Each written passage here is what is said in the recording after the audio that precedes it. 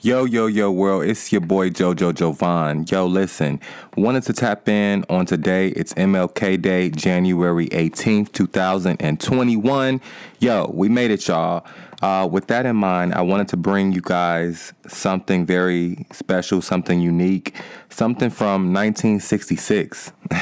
September 27th, 1966, Dr. Martin Luther King sat down to talk about Black people standing down. And so I thought it was a unique perspective, and I want to share it with you guys. Be sure to tune into the Socially Charged Debatable Dope Privilege Show every Monday, 8 a.m. on HausHillEntertainment.com. Download the HausHill Entertainment app for free on iOS and Google Play devices today. Catch you guys soon. Now what I'm saying is this. I would like for all of us to believe in nonviolence, but I'm here to say tonight that if every Negro in the United States turns against nonviolence, I'm going to stand up as a lone voice and say this is the wrong way.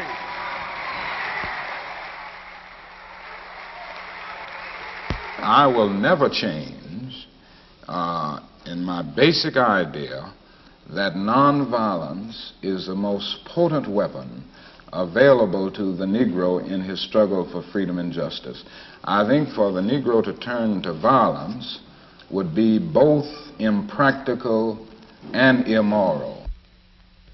There is an increasingly vocal minority who disagreed totally with your tactics, Dr. King.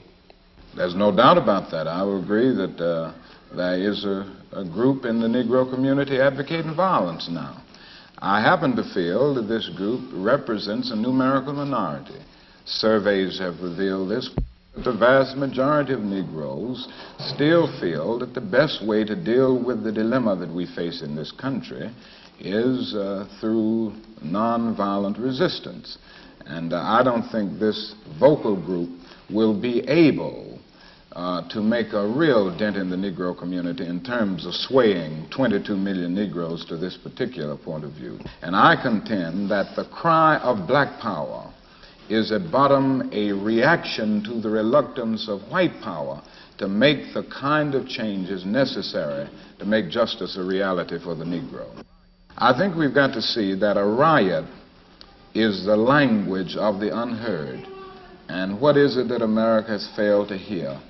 It has failed to hear that the economic plight of the Negro poor has worsened over the last few years. How many summers like this one do you imagine that we can expect? Well, I would say this, we don't have long. The mood of the Negro community now is one of urgency, one of saying that we aren't going to wait, that we've got to have our freedom. We've waited too long. So that I would say that every summer we are going to have this kind of vigorous protest. My hope is that it will be nonviolent. I would hope that we can avoid riots because riots are self-defeating and socially destructive.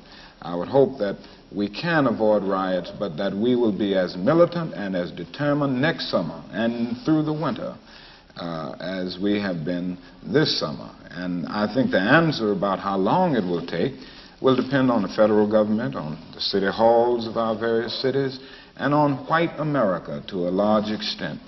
This is where we are at this point, and I think white America will determine how long it will be and which way we go in the future.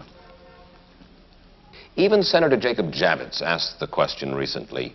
He said that he was a slum resident, but he and some of his fellow Jews were able to make it out of the ghetto on the Lower East Side. The same thing is true with lots of Irish, Italians. And he asked the question why the Negro finds it so difficult to make his way up out of the ghetto. Well, number one, no other racial group has been a slave on American soil. It's nice to say other people were down and they got up. They were not slaves on American soil. The other thing is that the Negro has had high visibility. And because of the prejudices existing in this country, his color has been against him. It's been against him, and they've used this to keep him from moving up. In the final analysis, when you say to a man that you are in this position because of your race or because of your color, you say to that man that he can never get out of it. Other racial groups have been able maybe to change the accent or change the names, but the Negro can't.